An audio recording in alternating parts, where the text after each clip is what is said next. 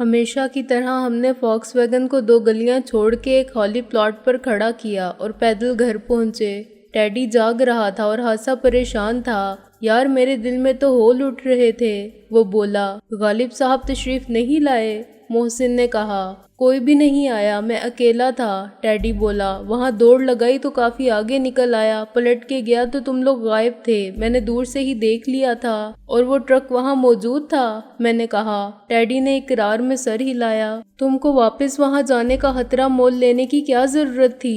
محسن نے کہا۔ اگر وہ تم کو پہچان لیتے تو کیا ہوتا؟ کیا ہوتا؟ میں نے کون سا جرم کیا تھا؟ ٹیڈی نے کہا۔ میں تو ان کی مدد کرنا چاہتا تھا، وہ خود ہی گھبرا گئے تھے کہ کہیں ان کا بنا بنایا کام نہ بگڑ جائے۔ کام تو ان کا بگڑ گیا، میں نے کہا۔ وہ اپنے مقصد میں کامیاب نہیں ہو سکے، ہم ان دونوں کو نکال لائے تھے، کانسٹیبل چاندھان اور علی نواز کو، اور ہم نے ان سے سب کچھ پوچھ لیا۔ محسن نے اسے مسرت سے اطلاع دی۔ انہوں نے تافو کی قبر بھی بتا دی اور یہ بھی بتا دیا کہ انہوں نے اپنے حصے کا 1 لاکھ کہاں چھپا رکھا ہے۔ ہمیں ان پر تھوڑی سی سختی بھی کرنی پڑی کیونکہ ان میں سے چاندھان ذرا ضدی اور خود کو ٹارزن سمجھنے والا آدمی تھا۔ اس خوش فہمی کے باعث وہ مارا گیا۔ اس نے جسمانی طور پر مزاحمت کی مگر ذہنی طور پر وہ اتنا بزدل ثابت ہوا کہ تافو کی لاش نکالتے ہوئے اس کا دماغ الٹ گیا اور اس نے بھاگنے کی کوشش کی۔ مجبوراً مجھے اس پر گولی چلانی پڑی۔ علی نواز کو ہم نے چھوڑ دیا۔ چھوڑ دیا؟ ٹیڈی نے حیرانی سے کہا۔ ایسے ہی چھوڑ دیا؟ ایسے ہی کا کیا مطلب؟ اس نے تو سب کچھ بتا دیا تھا، میں نے کہا۔ کیا ہم اسے پھانسی چڑھا دیتے؟ ہمارے پاس تو اسے قید میں رکھنے کے لیے بھی جگہ نہیں تھی۔ اس کے علاوہ، محسن نے کہا، ہم اسے بتا چکے تھے کہ وہ کہیں بھی محفوظ نہیں ہے۔ دلاور نے اسے قتل نہ کروایا تو ہم اسے نہیں چھوڑیں گے اور اس کے حق میں یہی بہتر ہے کہ 1 لاکھ لے اور اپنی نئی نویلی دلہن کے ساتھ غائب ہو جائے۔ وہ حد سے زیادہ ڈرپوک آدمی تھا۔ لیکن استاد، اگر اس نے تمہاری بات نہ مانی اور دلاور کے پاس چلا گیا پھر؟ ٹیڈی نے سوچتے ہوئے کہا۔ اور اس نے تمہارے بارے میں سب کچھ بتا دیا، یہ بھی مان لیا کہ اس نے تافو کی قبر کی نشاندہی کر دی ہے کیونکہ وہ مجبور تھا۔ وہ کہہ سکتا ہے کہ سکندر اور محسن مجھے بھی چاندھان کی طرح قتل کر دیتے۔ اسے ہمارے نام معلوم نہیں، محسن نے کہا۔ ہم نے ایک بار بھی نام لینے کی غلطی نہیں کی، لیکن اس نے تم دونوں کے چہرے تو دیکھے ہیں، ٹیڈی نے کہا۔ اگر اس نے دلاور کے سامنے حلیہ بیان کیا تو کیا دلاور سمجھ نہیں جائے گا کہ علی نواز کس کا ذکر کر رہا ہے؟ میں نے محسن کی طرف دیکھا۔ بیک وقت ہم دونوں کو احساس ہوا کہ ٹیڈی کی بات میں وزن ہے اور یہ ایسا نکتہ تھا جو ہمارے ذہن میں نہیں آیا تھا۔ علی نواز جیسے کمزور اور بزدل شخص سے یہ حماقت بھی سرزد ہو سکتی تھی کہ وہ جان بچا کے فرار ہونے کی بجائے سیدھا دلاور سے معافی اور پناہ مانگنے جائے، 1 لاکھ بھی اس کے سامنے رکھ دے اور اس کے پاؤں بھی پکڑ لے کہ میرا قصور معاف کر دیا جائے۔ اس کے لیے فرار ہونا بھی مشکل کام تھا۔ بھاگنے والے میں اتنی خود اعتمادی ہونی چاہیے کہ وہ بھاگنے سے نہ ڈرے، یہ نہ سوچے کہ وہ بھاگ کے کہاں جائے گا اور کب تک بھاگتا رہے گا، یہ نہ سمجھے کہ فرار راستے بند ہو جائیں گے تو کیا ہوگا۔ راستے ہمیشہ کھلے رہتے ہیں، لیکن یہ ہمت سے زیادہ ذہانت کی بات ہے کہ ہر مشکل موڑ میں آدمی نئی راہیں نکال لے، آگے کے خطرات سے بے نیاز رہے، خدا کے بعد اپنی ذات پر بھروسہ رکھتے ہوئے آگے بڑھتا جائے۔ علی نواز میں نہ ہمت تھی اور نہ ذہانت، نہ اسے یہ اعتماد تھا کہ اتنی بڑی دنیا میں وہ کہیں محفوظ رہ سکتا ہے، اور نہ اسے یقین تھا کہ وہ پھر کبھی نہیں پکڑا جائے گا۔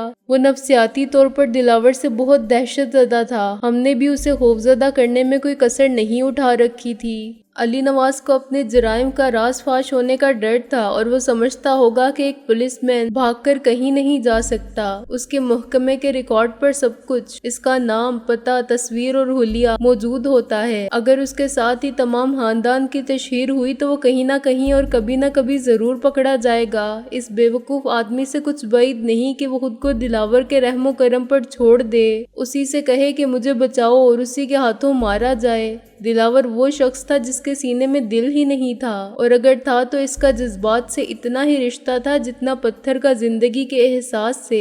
شرافت اور انسانیت، رحم دلی اور نیکیاں، مروت اور لحاظ اس کے لیے بے معنی الفاظ تھے، تا وقت یہ کہ ان الفاظ سے اس کے مذموم شیطانی عزائم میں مٹی نہ ملتی ہو، بالکل اسی طرح جیسے جیتے جاگتے انسان اس کے لیے اپنے مقصد کے حصول کا ایک ذریعہ تھے۔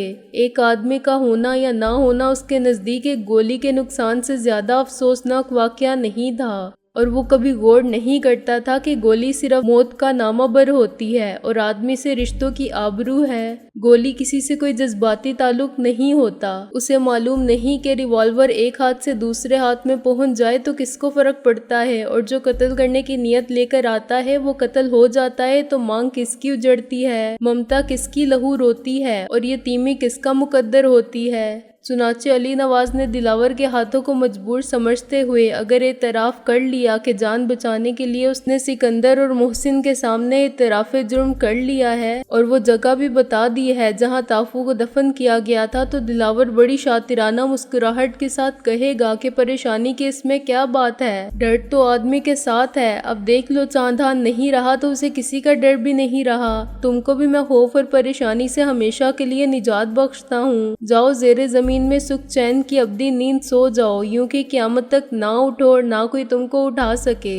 پھر وہ ایک گولی سے علی نواز کا سارا ڈر ختم کر دے گا اور اسے زمین کے کسی گمنام گوشے کے سپرد کر دے گا۔ آج نہ صحیح کل علی نواز کا انجام بہرحال یہی ہونا تھا۔ دلاور نے فتح شیر سے معاملہ طے کرتے وقت ہی طے کر لیا ہوگا کہ تافو کی لاش ٹھکانے لگانے میں اس کی مدد کرنے والوں کا وجود اس کے لیے خطرناک ثابت ہو سکتا ہے۔ وہ ایک بار 5 لاکھ وصول کر لینے کے بعد بھی جب چاہیں گے اصل رقم کا سود وصول کرنے پھر آ جائیں گے۔ یہ کوئی اصول اور شرافت کی بنیاد پر ہونے والا سودا نہیں تھا۔ فتح شیر اور اس کے ساتھی دلاور کو بلیک میل کر سکتے تھے، اور دلاور وہ شخص تھا جو جانتا تھا کہ بلیک میلر کی زبان پیسہ نہیں بند کر سکتا۔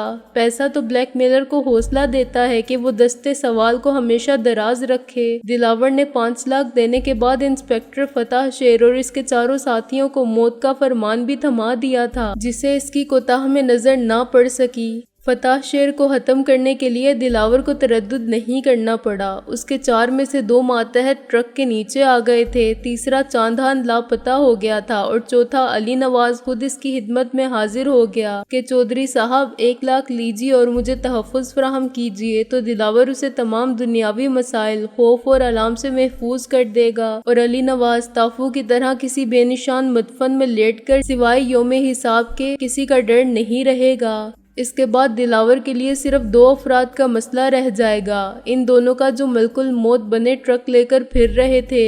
2 افراد کو کچل کر مطمئن تھے کہ نصف کامیابی تو حاصل ہوئی، باقی نصف ان کو یقینی نظر آتی تھی۔ معلوم نہیں دلاور ان کو ملک الموت مقرر کرنے کا کتنا معاوضہ دے چکا تھا، مگر وہ 4 لاکھ میں 4 انسانوں کو مزاحمت کیے بغیر مارنے کا وعدہ کرنے والے یہ نہیں جانتے تھے کہ 4 لاکھ میں انہوں نے 4 افراد کے زندگی کا سودا نہیں کیا، اپنی زندگی بھی گروی رکھ دی ہے۔ 5 افراد سے نجات پانے کے لیے دلاور نے 2 کی خدمات حاصل کی تھیں، 2 کے لیے وہ کسی ایک سے بات کرے گا اور اس آخری آدمی کا قصہ خود پاک کر دے گا۔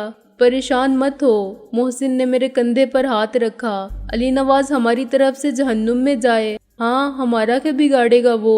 میں نے چونک کر کہا۔ بے وقوفی کرے گا تو خود جان سے جائے گا، لیکن وہ دلاور کو اور بہت سی باتیں بتا دے گا جو ہم نے اسے بتائی تھیں، محسن نے کہا۔ وہ لاکھ بے وقوف صحیح ہے تو پولیس مین، اس کی نظر نے بہت کچھ دیکھ لیا ہوگا، مثلاً اس کوٹھی کا نقشہ جہاں سے فتح شیر کی لاش ملی تھی، سفید رنگ کی اس فاکس ویگن کا نمبر، رابعہ کے اس کوٹھی میں موجود ایک سب انسپکٹر اور پولیس مین کے ساتھ ہمارا سلوک۔ وہ انکار کر دیں گے، میں نے کہا۔ علی نواز کی کون سنے گا؟ دلاور، محسن بولا۔ کوئی اور یقین کرے نہ کرے، دلاور جان لے گا کہ علی نواز جھوٹ نہیں بول رہا ہے۔ اس سے معاملات بگڑ سکتے ہیں، میں نے سوچ کر کہا۔ ہمارے یہاں پولیس کے کچھ کرنے سے پہلے ہی دلاور اپنا کام کر جائے گا، وہ تافو اور چاندان کی لاشوں کو غائب کر دے گا اور اس کے بعد ہمارے فرشتوں کو بھی خبر دینے والا کوئی نہ ہوگا کہ وہ دونوں لاشیں کہاں گئیں۔ مشرق سے مغرب اور شمال سے جنوب تک کتنے فاصلے پر الگ الگ یا ایک جگہ گاڑی گئیں، ان کے اعضاء الگ الگ جلا دیے گئے یا غرق کر دیے گئے، کسی بات کا سراغ لگانا ممکن نہ ہوگا۔ فتح شیر کے قتل کے الزام سے بچنے کا انتظام اس نے پہلے ہی کر لیا ہوگا، میں نے مایوسی سے کہا۔ ہم نے کیسٹ پر جو گفتگو ریکارڈ کی تھی وہ انتہائی ناقص اور کمزور شہادت بن جائے گی۔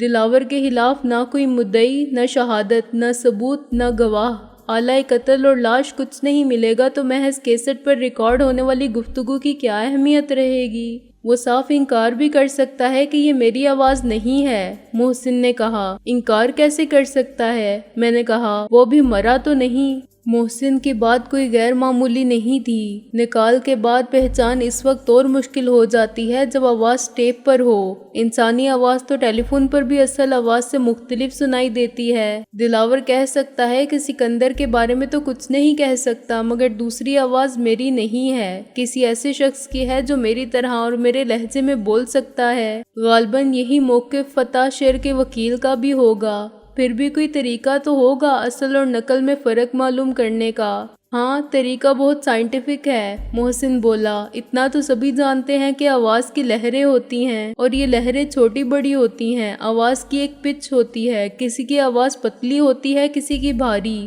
یہ پچ کا فرق ہے۔ باہر کے ملکوں میں ایسے حساس الیکٹرانک آلات موجود ہیں جن سے ہر شخص کی آواز کا گراف بنایا جا سکتا ہے، بالکل اسی طرح جیسے دل کی دھڑکن کا گراف بنایا جاتا ہے جو ECG کہلاتا ہے۔ دماغ کی برقی لہروں کے گراف کو EEG کہتے ہیں۔ ڈاکٹر گراف پر ایک نظر ڈالتے ہیں اور فرق کا پتہ چلا لیتے ہیں۔ ایسے ہی الیکٹرانک آلات سے آواز کا فرق معلوم کیا جاتا ہے۔ میری یا تیری آواز کا گراف 10 دفعہ کیا 1000 دفعہ بنایا جائے تب بھی ایک ہی ہوگا۔ آواز کسی اور کی ہوگی تو فرق آ جائے گا، خواہ سننے میں وہ آواز 100% اصل آواز لگتی ہو۔ یورپ اور امریکہ میں جہاں سیکیورٹی کے انتظامات انتہائی سخت ہوتے ہیں، وہاں اب شناختی کارڈ چیک نہیں کیے جاتے۔ شناختی کارڈ بوگس بھی بن جاتے ہیں۔ غلط آدمی کو اندر داخل ہونے سے روکنے کے لیے بعض جگہ فنگر پرنٹ کا نظام ہے، یعنی اندر جانے والا آدمی اپنا انگوٹھا ایک خاص مقام پر رکھے۔ اندر کسی کمپیوٹر میں پہلے سے فنگر پرنٹ موجود ہے، دونوں ایک ہوں گے تو کمپیوٹر کا خودکار نظام دروازہ کھول دے گا، ورنہ الارم دے گا کہ سیکیورٹی خطرے میں ہے۔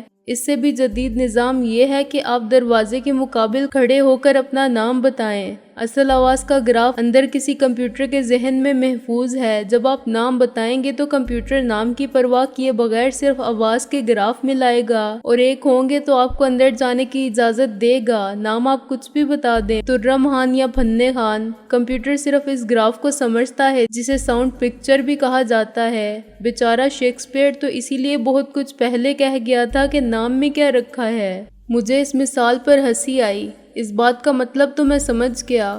تو اب یہ بھی سمجھ لو کہ جب دلاور انکار کرے گا تو اس کی آواز کی تصویر بنوانی ضروری ہوگی، محسن بولا۔ مجھے نہیں معلوم کہ یہاں کی کسی لیبارٹری میں اتنا جدید الیکٹرانک سسٹم موجود ہے یا نہیں جو دلاور کی اصل آواز اور ٹیپ کی آواز کو ایک ثابت کر سکے۔ اگر ہے تو وہ بیچارہ کمپیوٹر خود عدالت میں حاضر ہو کے نہیں کہہ سکتا کہ مائی لارڈ دلاور جھوٹ بولتا ہے اور ٹیپ پر اسی کی آواز ہے۔ یہ رپورٹ بھیجنے والے فرشتے بھی نہیں ہوں گے، میرے تیرے جیسے سرپھرے بھی نہیں ہوں گے جو اپنی ذات پر ناقابل فروخت کا بورڈ کسی تمغے کی طرح سجا کے سمجھتے ہیں دنیا فتح کر لی، حالانکہ دنیا ہماری اسی فطرت سے نالاں ہے جو علامہ مرحوم نے کہا تھا کہ آئینے جواں مردی حق گوئی و بے باکی۔ فی الحال تو اس فلسفے کی مٹی پلید ہو رہی ہے، چنانچہ دلاور کو بھی سکہ رائج الوقت میں مناسب اور قابل قبول قیمت ادا کرنی پڑے گی، پھر اسے وہی رپورٹ مل جائے گی جو وہ چاہتا ہے، اور کوئی راتوں رات دولت مند ہو جانے والا عدالت میں یہ رپورٹ پیش کر دے گا کہ مائی لارڈ سکندر بخت کا پیش کردہ کیسٹ جعل سازی کا نمونہ ہے، اس میں چودھری دلاور کی آواز بنانے کی بھونڈی کوشش کی گئی ہے اور یہ ریڈیو ڈرامہ صداکاری کا کمال قرار دیا جائے گا، اور عدالت اسے مسترد کر دے گی۔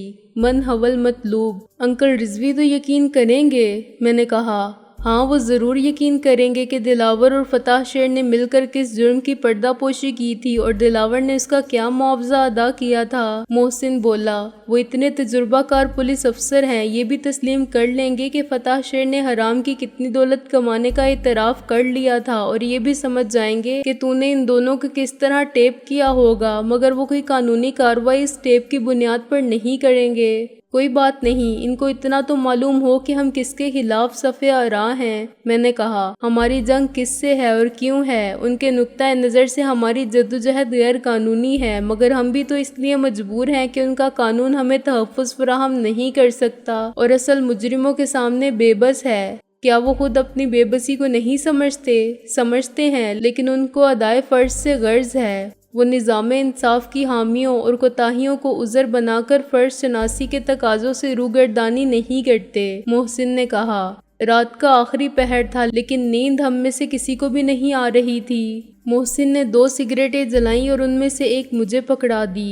میاں نیک محمد، آخر ہم تمہارے مہمان ہیں، تم پر خاطر مدارت واجب ہے، اور کچھ نہیں تو چائے ہی پلا دو۔ اس وقت تو میرے دل کی کہی تم نے، میں اٹھنے ہی والا تھا۔ ٹیڈی بولا، حالات سخت ہوتے جا رہے ہیں استاد۔ میں نے کہا، رات کو جاگنے اور دن کو سونے کا اثر یہ ہوگا کہ عادات و اطوار ہی سے نہیں، صورت سے بھی ہم وہی نظر آئیں گے، الف سے الو، مگر مجبوری میں آدمی الو بنتا ہے، کبھی دل کے ہاتھوں مجبور ہو کے، محسن نے کہا، کبھی شامت اعمال کے باعث۔ لیکن تم محض 2 الوؤں کی صحبت میں الو بن رہے ہو۔ میں نے کہا، جاؤ پیارے الو، چائے بنا لاؤ۔ چائے بنانے کے لیے جانے سے پہلے استاد ٹیڈی نے دلائل سے ثابت کیا کہ اس وقت دنیا میں ہر شخص کسی نہ کسی کو الو بنا رہا ہے، بیوی شوہر کو اور شوہر بیوی کو، بچے ماں باپ کو، سیاستدان عوام کو، شاعر سے لے کر تاجر تک اور مزدور سے لے کر آجر تک، سب ایک دوسرے کو الو بناتے ہیں۔ چنانچہ دنیا میں انسان کوئی نہیں ہے، سب الو ہیں یا الو کے پٹھے ہیں۔ پھر وہ واک آؤٹ کر گیا۔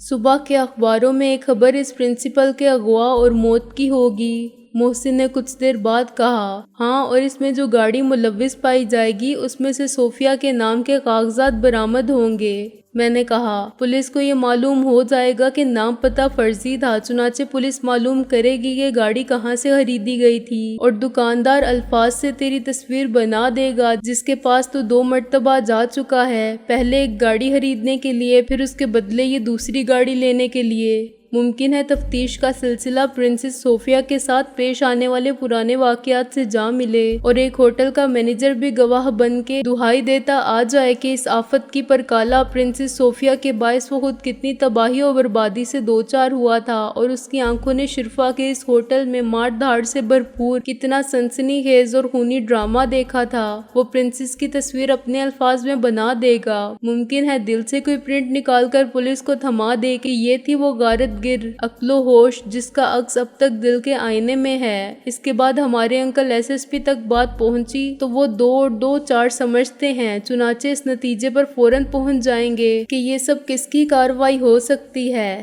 سوسائٹی تھی تو اس کا مقصد تھا ایک مائٹ از رائٹ سوسائٹی، مزاحمت کیے بغیر۔ محسن خان، ذرا اپنے چاروں طرف دیکھو، بلکہ اس کمرے میں نہیں، میرا مطلب تھا اس دنیا کو دیکھو جس میں ہم سب رہ رہے ہیں۔ آج یہ کلیہ صرف حیوانوں پر ہی نہیں، انسانوں پر بھی صادق آتا ہے کہ بقا صرف طاقتور کے لیے ہے۔ زمانہ قبل اس تاریخ کے جانور مثلاً ڈائناسور ختم ہو چکے ہیں، اب شیر یا ہاتھی اور دوسرے بہت سے جانوروں کی نسل رفتہ رفتہ معدوم ہوتی جا رہی ہے، کیونکہ ان میں حالات کا مقابلہ کرنے کی صلاحیت اور طاقت نہیں، یا دوسرے الفاظ میں بدلے ہوئے حالات میں ان کے لیے زندہ رہنا ناممکن ہوتا جا رہا ہے۔ ایسے ہی ایک دن سچے، ایماندار اور رسول پرست آدمی کے لیے اس معاشرے میں جینا مشکل ہو جائے گا، اور معاشرے سے اس کا وجود خود بخود مٹ جائے گا۔ مائٹ از رائٹ سوسائٹی میں ایسے آدمی کی گنجائش ہی نہیں رہتی۔ یہ تو ٹھیک ہے یار، محسن نے کہا، ڈھول تو بہت پیٹا جاتا ہے کہ سب خیریت ہے، لیکن حقیقت اس کے برعکس ہے۔ دیانتداری اور ایمان کی سلامتی کے ساتھ آج کچھ بھی نہیں ہو سکتا، نہ ملازمت، نہ کاروبار اور نہ محنت مزدوری۔ رزق حلال کما کے اپنا اور خاندان کا پیٹ بھرنے کے لیے کوئی چھاپڑی بھی لگانا چاہے تو پتھارے دار کا بھتہ ہے، پولیس کا بھتہ ہے، گنڈا ٹیکس ہے، کلی بھی ٹھیکیدار کو بھتہ دیتا ہے، اور فقیر بھی۔ کوئی مجبوری میں اپنا خون بھی بیچنا چاہے تو ہر ہسپتال کا ایک ٹھیکیدار ہے، پہلے وہ بھتہ لیتا ہے۔ یہی ہے مائٹ از رائٹ سوسائٹی دوست، میں نے کہا۔ جو کچھ ہم آج ہیں اسی کے تو فعل ہیں، ورنہ کیا ہم ایسے تھے؟ ہم نے تو اصول اور انصاف کے مطابق اپنا حق مانگا تھا، بہت مجبور ہو کے ہم نے مائٹ از رائٹ کے فلسفے کی بالادستی قبول کی، اس کے بغیر چارہ نہیں تھا۔ جس کی لاٹھی اس کی بھینس کا نظریہ، یہاں سکہ رائج الوقت تھا، اس کے بغیر حق تو کیا کوئی ہمیں خیرات تک دینے پر تیار نہ تھا۔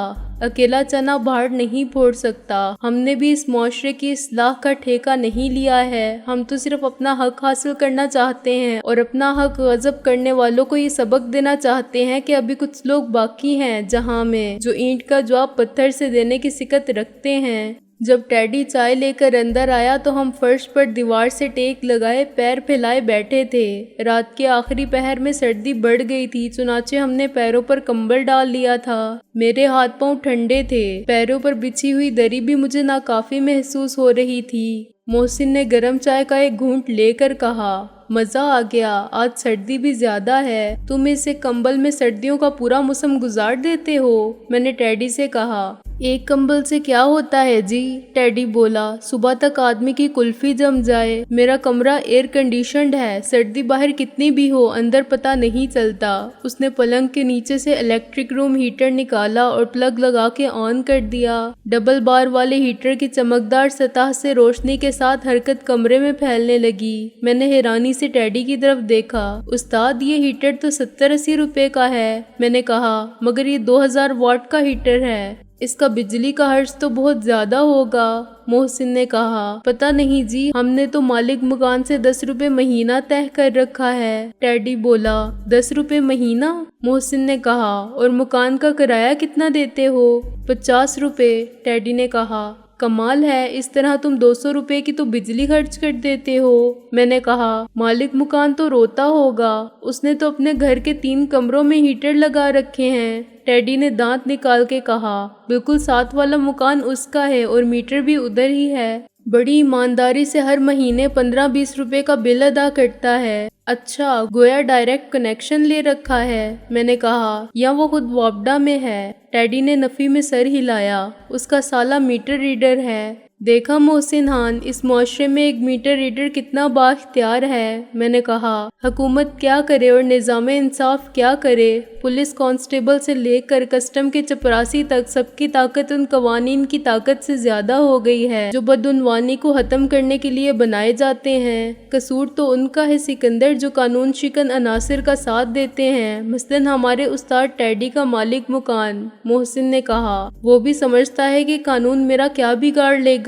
ساری خدائی ایک طرف، جورو کا بھائی ایک طرف، کہیں جورو کا بھائی، کہیں پیسہ اور کہیں گنڈا گردی۔ میں نے کہا، یہی تو لاقانونیت کے سہارے ہیں جن کی وجہ سے یہ معاشرہ حصوں میں بٹ گیا ہے، ایک ظالم اور دوسرے مظلوم۔ ایک طرف چودھری دلاور جیسے لوگ ہیں جن کے ہاتھ میں لاٹھی ہے، چنانچہ وہ باقی سب کو بھینس سمجھتے ہیں اور جدھر چاہتے ہیں ہانک کر لے جاتے ہیں۔ کمرے میں ہم تینوں وقت گزارنے کے لیے، اعصابی کشیدگی کم کرنے کے لیے اور ذہن کو پریشان کن حالات سے دور رکھنے کے لیے باتوں میں مصروف تھے، مگر باہر مکمل سکوت تھا۔ دسمبر کی سرد رات کا منجمد اندھیرا تھا، کہیں بہت دور ایک کتا بھونک رہا تھا اور وقفے وقفے سے چوکیدار کی سیٹی بھی سنائی دے جاتی تھی۔ میں نے رابعہ کا تصور کیا اور اپنے دل کو اس کے خیال سے بہلانا چاہا، مگر دماغ پر وحشتناک واقعات کا اثر تھا۔ ایک نقش الف دین کی سالی اور اسکول کے پرنسپل کی المناک موت کا تھا۔ کیا عجیب و غریب تھا، الف دین کی چوریاں کرتا تھا، ڈاکے ڈالتا تھا اور اسکول چلاتا تھا جہاں بچے کتابوں میں لکھی ہوئی باتیں پڑھتے تھے کہ ہمیشہ سچ بولو، خدا سے ڈرو، کسی کا حق نہ مارو، اور وہ بے گناہ عورت جو نونہالوں کو یہ تعلیم دیتی تھی استاد تھی اور جس کا مرتبہ بہت اونچا تھا، 3 بدماشوں کے ہاتھوں اغوا کی ناکام کوشش کے بعد سفاکی سے قتل ہوئی۔ دوسرا نقش تافو کی گل سڑ جانے والی لاش کے ساتھ چاندان کی تدفین کا تھا۔ ایسے میں رابعہ کا خیال بھی روح کی تقسیم کا سامان فراہم کر سکتا تھا۔ ایک خلش اس احساس کی تھی کہ میں نے آج اپنے غلط رویے سے اس کے جذبات کو مجروح کیا تھا اور اس کے دل کو صدمہ پہنچایا تھا۔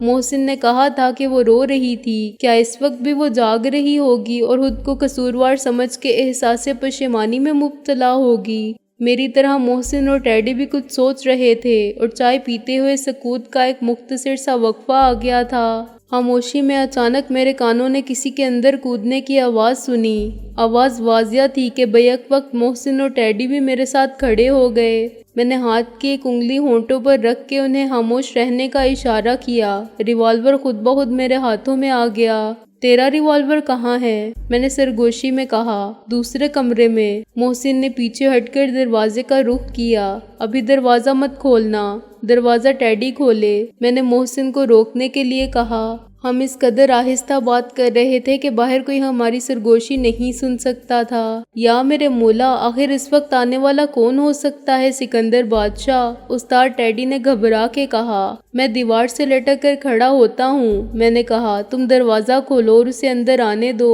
لیکن اندر آنے سے پہلے ہی اس نے مجھے گولی مار دی تو کیا ہوگا؟ ٹیڈی نروس ہو کے بولا۔ تم تو بچ جاؤ کہ دیوار کے پیچھے چھپ کر۔ باہر اب بالکل خاموشی تھی۔ میں نے کمرے کی لائٹ آف کر دی۔ فکر مت کرو استاد، میں نے دیوار کے ساتھ چپک کر ریوالور کا سیفٹی کیچ ہٹا دیا۔ معلوم نہیں آنے والا دوست ہے یا دشمن، اگر ہوگا تب بھی گولی چلانے کی حماقت نہیں کرے گا۔ کیا معلوم وہ کتنے ہیں؟ ٹیڈی نے کہا، اور کون ہے آخر؟ یہ تو دروازہ کھلنے کے بعد ہی معلوم ہوگا۔ میں نے جھنجھلا کر کہا، ابھی سے تمہارا دم کیوں نکل رہا ہے؟ دم کس کا نکل رہا ہے؟ ٹیڈی نے تھوک نگل کے کہا، لیکن وہ انتظار کیوں کر رہے ہیں؟ کیا چاہتے ہیں آخر؟ ٹیڈی، وہ چاہتے ہیں کہ تم دروازہ کھول کے دیکھو۔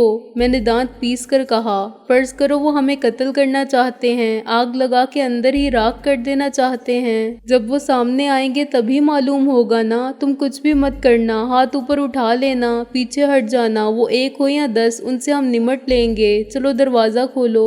خود کو استاد ٹیڈی کے ہلا کے خوش ہونے والے اور اپنی بدماشی کی ڈینگ مارنے والے نیک محمد نے اپنی کم ہمتی اور بزدلی کا ثبوت پہلے بھی بارہا دیا تھا، مگر اس وقت مجھے ٹیڈی کی حالت پر ہنسی نہیں آ رہی تھی، تاؤ آ رہا تھا۔ وہ مردہ قدموں سے آگے بڑھا اور کانپتے ہاتھوں سے کنڈی کھولی۔ چند سیکنڈ وہ اس مجرم کی طرح کھڑا رہا جو تختہ دار پر ہو اور جلاد کے لیور کھینچنے کا منتظر ہو، مگر اس کے بعد قضا کو دیکھ نہ سکتا ہو۔ پھر میں نے دروازے کی اوٹ سے سر نکال کے دیکھا۔ صحن میں کوئی بھی نہیں تھا۔ مختصر سے صحن کا ہر گوشہ اندھیرے کے باوجود اس حد تک روشن ضرور تھا کہ کوئی کسی کونے میں بھی کھڑا ہوتا تو نظر آ جاتا۔ کچن اور انتہائی مختصر باتھ روم کے دروازے کھلے ہوئے تھے، چنانچہ یہ ہو سکتا تھا کہ اندر کودنے والا چھپ گیا ہو۔ اس میں شک کی بالکل کوئی گنجائش نہ تھی کہ صحن کی 6 فٹ سے زیادہ بلند دیوار کو پھاند کر کوئی اندر آیا تھا۔ وہ خاموشی سے بھی اندر اتر سکتا تھا، مگر اس نے احتیاط کے تقاضوں کا خیال نہیں کیا تھا۔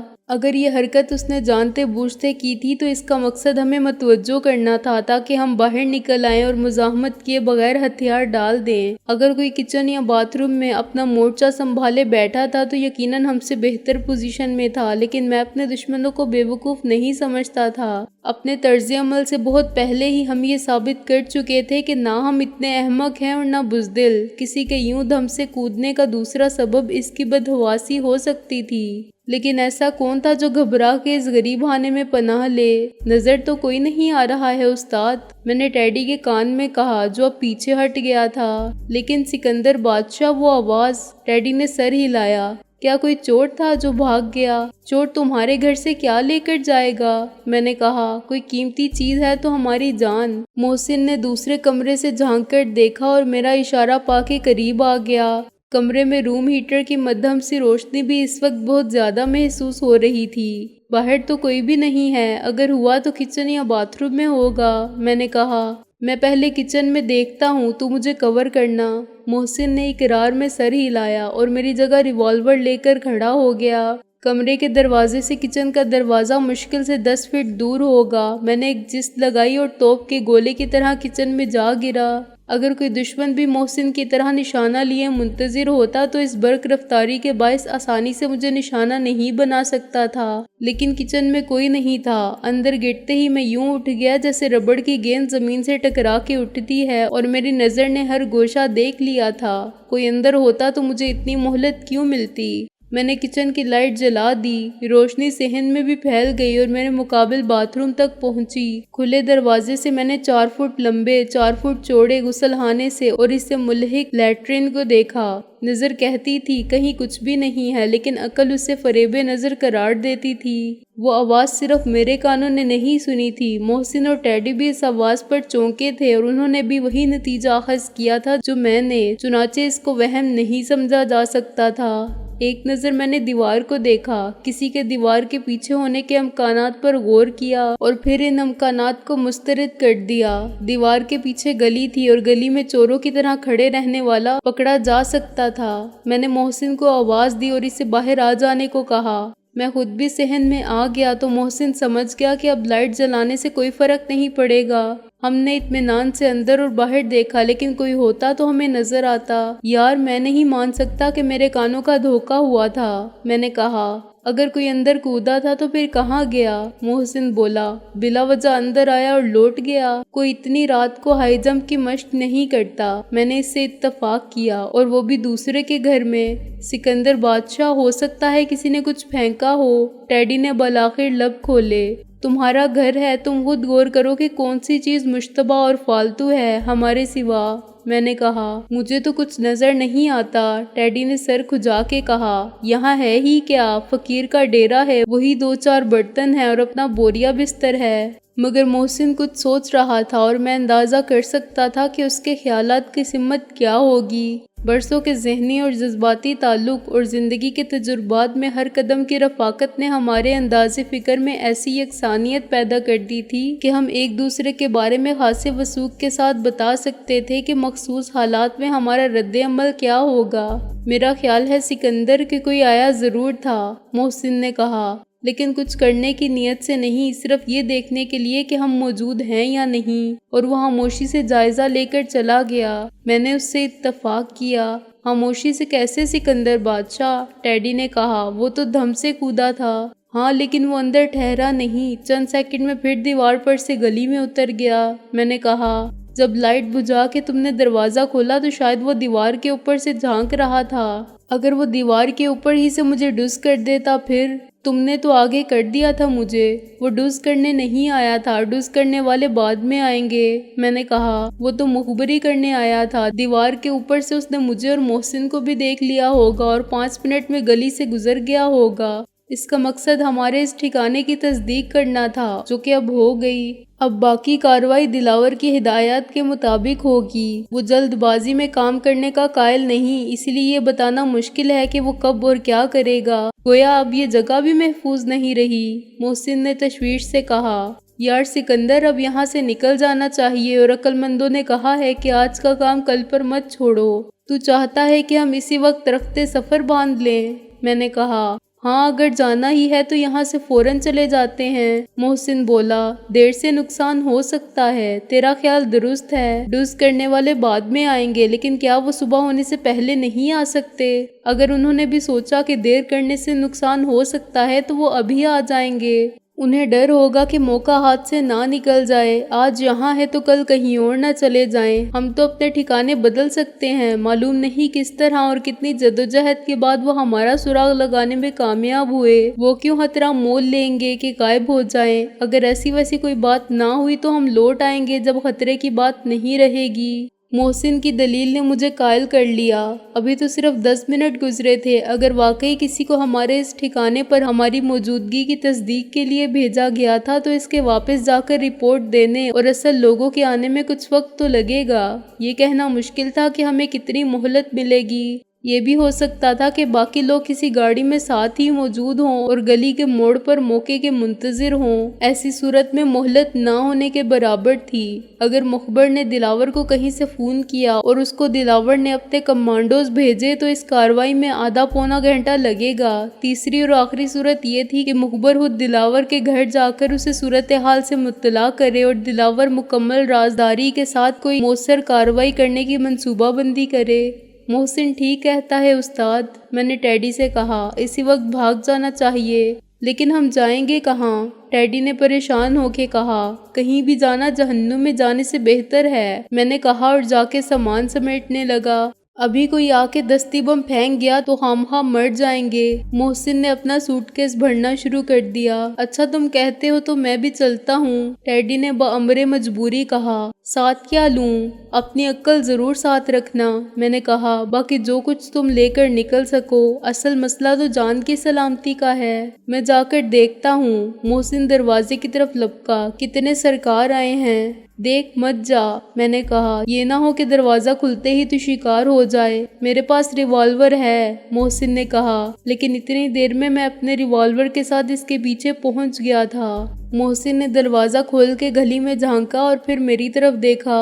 سامنے تو کوئی نہیں ہے، وہ بولا، لیکن گلی کے موڑ پر مجھے ایک سایہ سا دکھائی دیا تھا۔ اب मैंने गर्दन निकाल के देखा, एक नहीं 2 साए हैं। मैंने कहा 2 के 4 भी हो सकते हैं, इसका मतलब है नाकाबंदी। मोहसिन बोला, दूसरी तरफ से जाने का रास्ता ही नहीं, गली बंद है। उस्ताद, अगर दोनों तरफ से गली बंद हो तो हम दुश्मनों को नजर आए बगैर किस तरह निकल सकते हैं? मैंने टेडी से कहा जो मेरे पीछे आ खड़ा हुआ था। है कोई सूरत? माना कि हम कुछ देर कबल खुद को उल्लू साबित कर चुके हैं, मगर हम उड़कर नहीं जा सकते, वरना कोई मसला नहीं था। मोहसिन बोला, हम कोठे टपकर ही जा सकते हैं सिकंदर बादशाह। टेडी ने ऊपर देखा। गर्मी का मौसम होता तो ये भी मुश्किल हो जाता, मगर आजकल सब नीचे कमरों में लिहाफ ओढ़े पड़े हैं। मेरे घर की छत मालिक मकान की छत से मिलती है, लेकिन हम छत से दूसरी गली में नहीं उतर सकते। क्यों नहीं उतर सकते? मैंने कहा, इसलिए कि छत से जो जीना नीचे आता है वो सहन में ख़त्म होता है। टेडी बोला, और जहन पार करने के बाद गली में खुलने वाला दरवाज़ा है। साथ वाले मकान 2-2 मंजिला हैं और उनकी छत बहुत ऊंची है। क्या हम सहन पार नहीं कर सकते?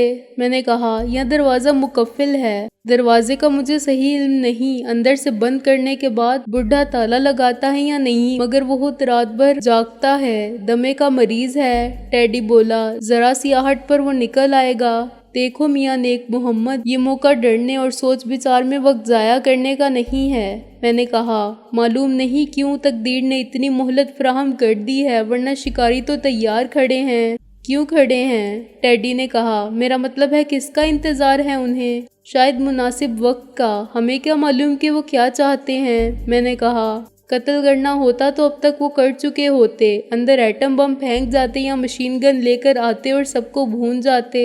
मुमकिन है वो हमें अगवा करके साथ ले जाना चाहते हों, या हमसे कुछ लेने आए हों, मसलन वो केसेट जिसकी एक नकल हम चौधरी दिलावर को पहले ही दे चुके हैं, या चौधरी साहब हमसे पूछना चाहते हों कि हम उनके बारे में कितना जानते हैं और क्या अज़ाइम रखते हैं। मोहसिन ने कहा, और एक बार फिर गली में झांक कर देखा। तेरा फरमाया हुआ बिल्कुल दुरुस्त था, 2 के 4 हो गए हैं और वो गली के अंदर खड़े हैं। मोहसिन बोला, गालबन उनको दिलावर का या अफसर बकारे खास का इंतजार है। मैंने कहा, उन्होंने इत्तला दे दी होगी कि आपके आदमी मौजूद हैं, और इस तस्दीक के बाद दिलावर ने कहा होगा कि वहीं रहो और उन पर नजर रखो, कोई निकलने ना पाए। वो पूरी तैयारी के साथ अपने प्लान पर अमल करेगा ताकि नाकामी का इम्कान ना रहे, किसी को कानो कान खबर ना हो और हमको उठाकर ले जाया जाए, जैसे पुलिस मुजरिमों को तफ्तीश के लिए उठवाती है।